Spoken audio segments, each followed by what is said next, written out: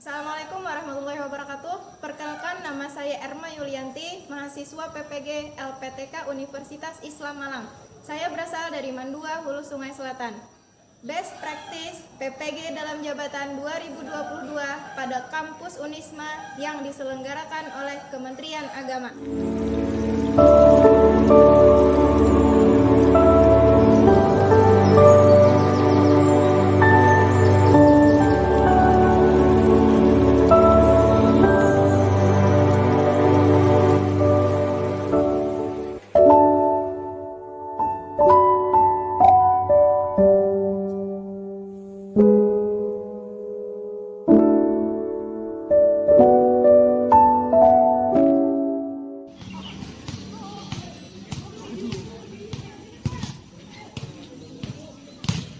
Salian Negeri 2 Hulu Sungai Selatan.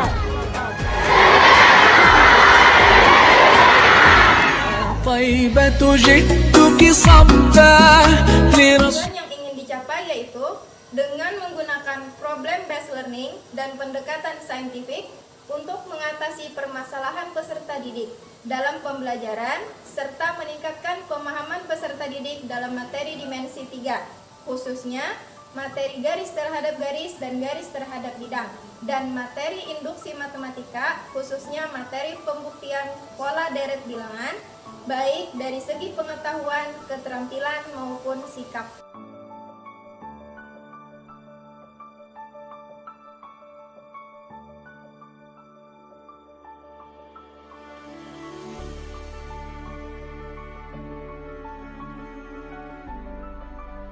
Yang pertama, rendahnya motivasi peserta didik dalam mengikuti pembelajaran dengan akar penyebab masalah, yaitu pembelajaran yang diterapkan masih monoton.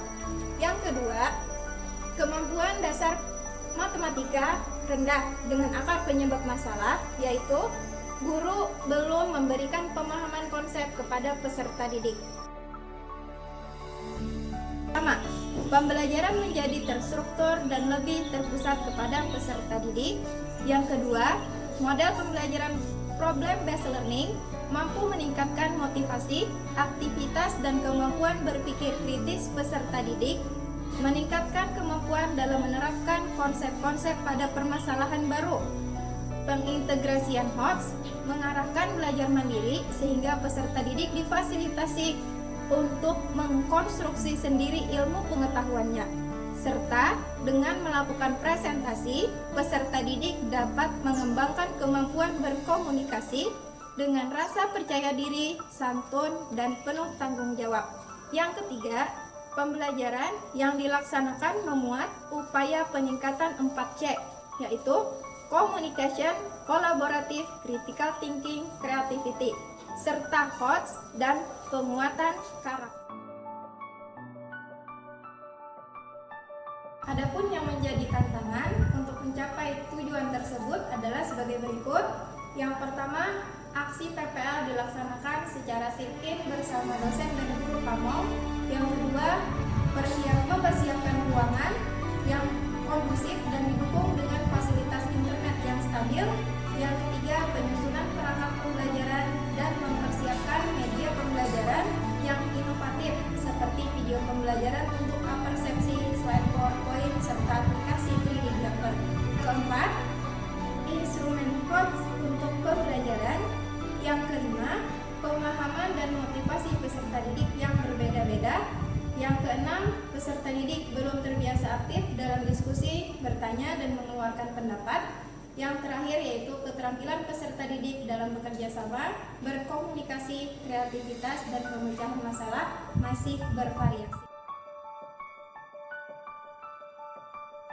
Langkah-langkah yang dilakukan untuk menghadapi tantangan serta strategi yang digunakan adalah yang pertama yaitu melakukan wawancara dengan Kepala Mandua Hulu Sungai Selatan, Waka Kurikulum, serta guru sejawat, serta mencari kajian literatur yang dapat digunakan untuk dijadikan alternatif solusi pada aksi PPL 1 dan PPL 2. Yang kedua yaitu membuat perangkat pembelajaran, media pembelajaran, dan LKPD yang sesuai dengan karakteristik peserta didik dan karakteristik materi pembelajaran.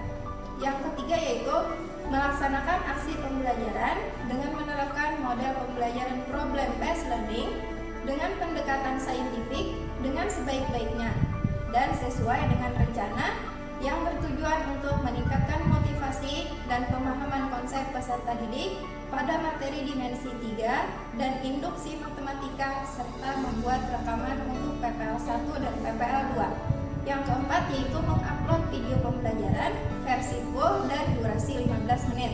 Yang terakhir yaitu melakukan refleksi pembelajaran yang akan dijadikan tolak ukur untuk aksi berikutnya agar menjadi lebih baik. Yang terlibat dalam aksi PPL 1 dan PPL 2 adalah peserta didik kelas 12 NIA 2 untuk PPL 1 dan peserta didik kelas 11 IIK 2 untuk PPL 2. Kemudian guru sebagai fasilitator pembelajaran, dosen pembimbing yaitu Bapak Profesor Dr. Surahmat MSI dan guru pamong yaitu Ibu Umul Islamiyah SPD, kemudian guru dan rekan sejawat yang membantu terlaksananya PPL 1 dan PPL 2. Sumber daya atau materi yang diperlukan untuk melaksanakan strategi. Alat pendukung yang digunakan untuk pelaksanaan aksi yaitu LCD, laptop, kamera, handphone, dan internet. Yang kedua yaitu alat peraga interaktif, 3D grapher untuk pembelajaran dimensi 3, serta video pembelajaran untuk pada bagian apersepsi.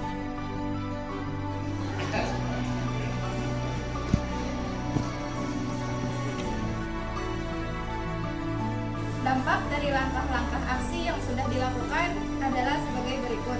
Yang pertama, kegiatan terlaksana sesuai dengan rencana. Yang kedua, peserta didik menjadi lebih termotivasi dan aktif dalam mengikuti pembelajaran.